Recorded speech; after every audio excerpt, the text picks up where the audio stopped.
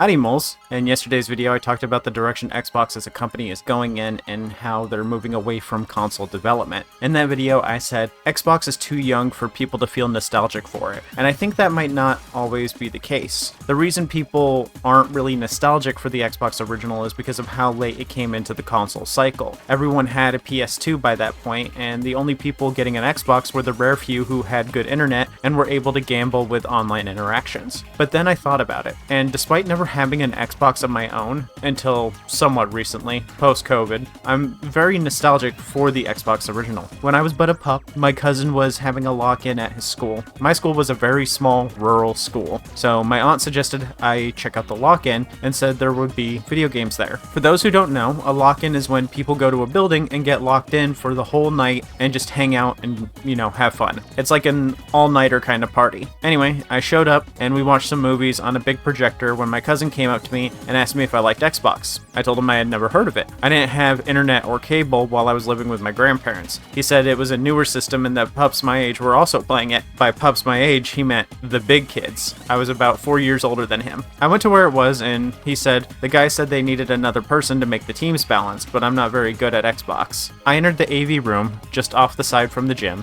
and I saw the most gamer scene I have seen to date. It was two large CRT TVs on wheels with the backs facing each other. On each side were 4 kids, except one side only had 3. They gazed into the glow of the flashing screen in this dark, dark room, stopping only every few seconds to say crap when they died, or to get a drink of pop and take a bite of their pizza. I checked out the game they were playing, and I'd never seen anything like it. It was a sci-fi first-person shooting game where players were fighting other players. Even weirder, they were fighting the players on the other TV. They hooked up their consoles with an internet cord and played over their connection. This is called a LAN party, and they were playing Halo 2. Up until this point, the only games I played that were multiplayer were Mario Party. I quickly realized that I was being introduced to an entirely new class of gamer. I watched for a minute. I've never played an FPS before, despite the PS2 having FPSs. I see why they wanted a 4th person. They were getting absolutely creamed. So when the match ended, the owner of the Xbox for the shorted team asked me if I wanted to play, and if I had ever played Xbox. He told me the controls and said, "You played PlayStation, right? This right stick controls your head in these games." I sat down and we played about 10 matches, at one point going on a 3-win streak.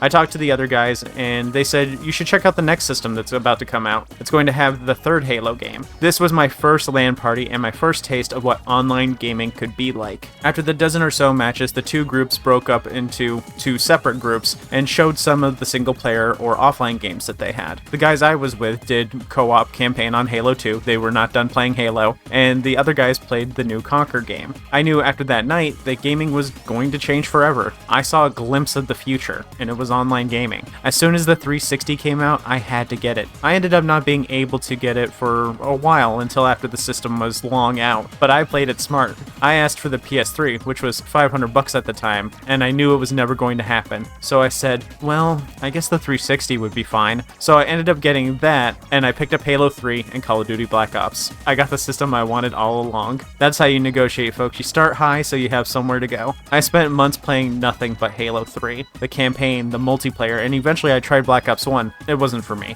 I didn't like it, which is surprising because fast forward a couple of decades and I played every Call of Duty to come out and reached max prestige, except for the newest Call of Duty. I'm skipping that one. I ended up getting back into it after I tried Modern Warfare 2 and then I was hooked. Then I tried Phantasy Star Universe, and that was my first MMO, Borderlands, and so many more games. It's not that I'm not nostalgic for the Xbox. It's just that the Xbox nostalgia looks really different from PS2 and GameCube nostalgia. I wasn't nostalgic for the games so much as I was nostalgic for the community and the shared experience, something that I can get anywhere nowadays. I didn't recognize my nostalgia for the system because Xbox made that future. Despite being decades ago, the Xbox was a modern system. Being nostalgic for online play sounds so funny now. That's why I didn't see it. I'm very nostalgic for the original Xbox and the 360, but the online play I'm nostalgic for never went away. It still exists and can be experienced anywhere. Some of the friends I even made on that online play that long ago, I'm still friends with. Can't really be nostalgic for something that still exists, can I? So yeah, you might be nostalgic too, but Not for any particular game, but more for the experience or the time. Thanks for watching. I just wanted to share this little story. I've been thinking about doing some videos on the Xbox original and Xbox games that are nostalgic, but I had a hard time coming up with ideas because I never played Xbox until recently. I'm still going to do some Xbox original videos if I can get my Xbox original working, because I spent 4 hours trying to get it working just so I could record 10 minutes of Blink's the Time Sweeper, and then it didn't work even though I teared it apart and cleaned it fully and it still didn't work. So I don't know if I'll ever be able to get it to work. And then I tried to play it on the 360, and the 360 emulation for it is like even worse than I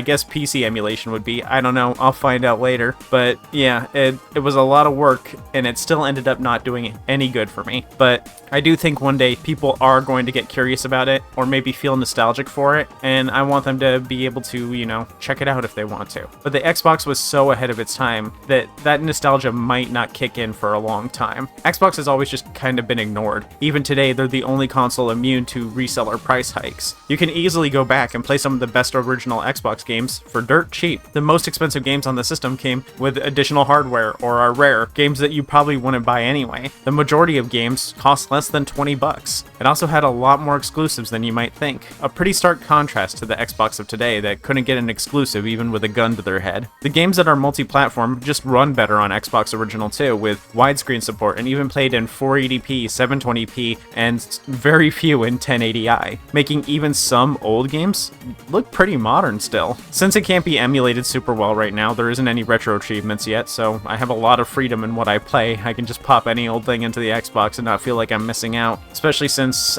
my system's all physical and stuff like that. It'll be fun to check out some stuff. But before I wrap up, please share any of your Xbox related stories in the comments. For now, don't forget to tip your YouTuber. I take likes and subscribes, and I'll see you all later. Bye! I guess I'm done playing Panzer Dragoon Orta.